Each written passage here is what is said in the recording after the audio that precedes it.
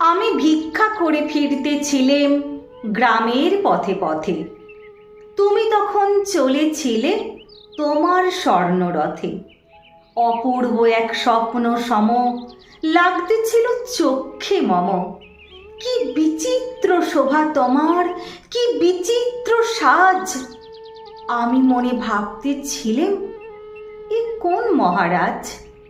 আজি শুভক্ষণে রাত পোহালো, ভেবেছিলেম তবে আজ আমারে দাঁড়ে দাঁড়ে ফিরতে নাহি হবে।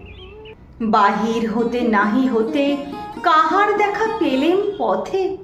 চলিতে রথ ধনু ধান্য ছড়াবে দুই ধারে। মুঠা মুঠা কুড়িয়ে নেব নেব ভারে ভারে। দেখি সহসা রথ থেমে গেল আমার কাছে এসে। আমার মুখ পানে চেয়ে নামলে তুমি হেসে। দেখে মুখের প্রসন্নতা জুড়িয়ে গেল সকল ব্যথা। হেনকালে কিসের লাগি তুমি অকস্মাৎ আমায় কিছু দাও গো বলে বাড়িয়ে দিলে হাত।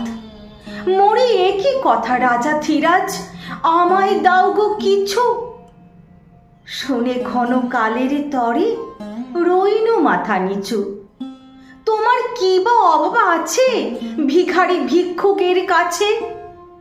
এ কেবল কৌতুকের বসে আমায় প্রবঞ্চনা। ঝুলি হতে দিলেম তুলে একটি ছোট কণা।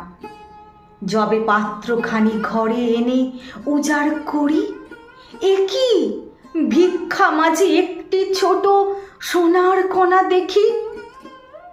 দিলেম যা রাজ ভিখারিরে, স্বর্ণ হয়ে এলো ফিরে।